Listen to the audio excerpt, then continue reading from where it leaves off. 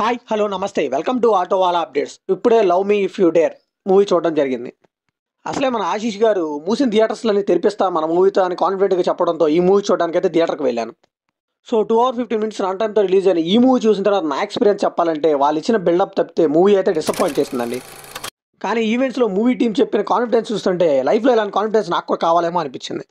So ఈ మూవీలో horror లేదు, థ్రిల్స్ లేవు, ఒక ఎమోషనల్ కనెక్ట్ లేదు, ఏమీ లేకుండా అంత కాన్ఫిడెంట్గా ఎలా చెప్తున్నారు ఈ మూవీ గురించి నాకు అర్థం కాలేదు.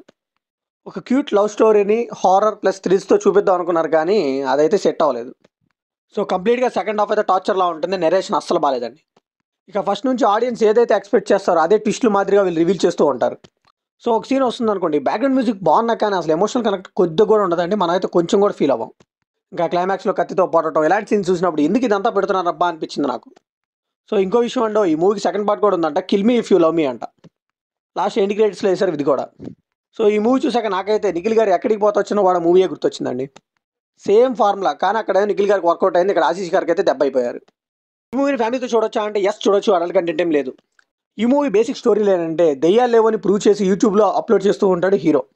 సో ఎప్పట్లానే ఒక అపార్ట్మెంట్లో దెయ్యం ఉందని తనకు తెలుస్తుంది, అక్కడ దెయ్యం లేదని ప్రూవ్ చేయడానికి వెళ్తాడు. సో అపార్ట్మెంట్లో ఏం జరిగింది, అసలు దెయ్యం ఉందా లేదా, హీరో ప్రూవ్ చేశాడా లేదా, అక్కడికి వెళ్ళాక తనకు ఎదురైన క్వశ్చన్స్ ఏంటి, ఇవన్నీ తెలియాలంటే ఈ మూవీ చూడాల్సిందే. ఇంక ఈ మూవీలో పాజిటివ్ విషయానికి వస్తే బీజిఎం అండ్ సినిమాటోగ్రఫీ అండి, ఇవి రెండు ఈ మూవీని హైలైట్ చేశాయని చెప్పాలి. సినిమా చూసినంతసేపు కూడా విజువల్గా చాలా బాగుంటుంది. సో ఫస్ట్ హాఫ్ అయితే పర్లేదనే ఫీలింగ్ అయితే ఇస్తుంది మనకి. ఇంకా స్కల్స్తో బ్యాక్స్ రూపంలో తీసుకొచ్చే సీన్స్ కూడా చాలా బాగా ఆకట్టుకున్నాయి. ఇంకా సాంగ్స్ విషయానికి వస్తే టైటిల్ దగ్గర ఒక సాంగ్ గాను ఇంటర్వెల్ తర్వాత వచ్చే ఒక సాంగ్ అయితే చాలా బాగున్నాయండి, మూవీకి హైలైట్ అని చెప్పాలి. సో ఇంక ఈ మూవీలో ఇవే హైలైట్స్ అండి. ఇంక ఈ మూవీలో నెగిటివ్స్ విషయానికి వస్తే ఫస్ట్ నుంచి నేను చెప్పింది మన ప్రెడిక్టబుల్గా ఉంటుంది మూవీని, కానీ వీళ్ళు ఏదో టిస్టుల మాదిరిగా రివీల్ చేస్తూ ఉంటారు. నాకు అర్థం కాగలుగుతా వీళ్ళు ఆడియన్స్ని మరీ పిచ్చి వాళ్ళలాగా గ్రాంటెడ్గా తీసేసుకుంటున్నారండి.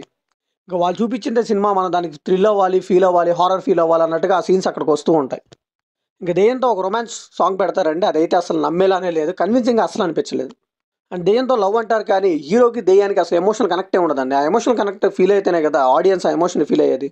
ఇంకా క్లైమాక్స్ వచ్చే డైలాగ్స్కి అయితే ఒక దండం పెట్టొచ్చండి, అస్సలు కన్విన్సింగ్గా అనిపించవు. అండ్ సెకండ్ హాఫ్లో హీరోకి పడే సీన్స్ అయితే మరీ దారుణంగా అనిపించాయి. డైలాగ్స్ పరంగా బాగున్నా కానీ ఎమోషనల్ కనెక్ట్ అయితే జీరో అని చెప్పాలి.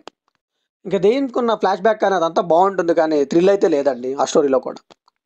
ఇంకా దెయ్యం ఎవరో కూడా లాస్ట్ సీక్వెల్ అనౌన్స్ చేసేటప్పుడు చూపించారండి. ఇంకా సెకండ్ హాఫ్లో ముగ్గురు అమ్మాయిలకు పెట్టే స్టోరీస్ కూడా అంత ఇంపాక్టింగ్ క్రియేట్ చేయలేకపోయాయి మూవీకి. అండ్ హీరో మాట్లాడే డైలాగ్ కొన్ని సీన్స్ పర్లేదు కానీ సీరియస్గా ఉన్న డైలాగ్స్లో అయితే చాలా ఇంప్రూవ్ అవ్వాలండి మన హీరో. ఇంకా ఫస్ట్ హాఫ్లో వైష్ణవి గారికి అయితే అసలు స్క్రీన్ టైమే లేదండి, ఒక 5 minutes ఉంటారు హార్డ్లీ అంతే.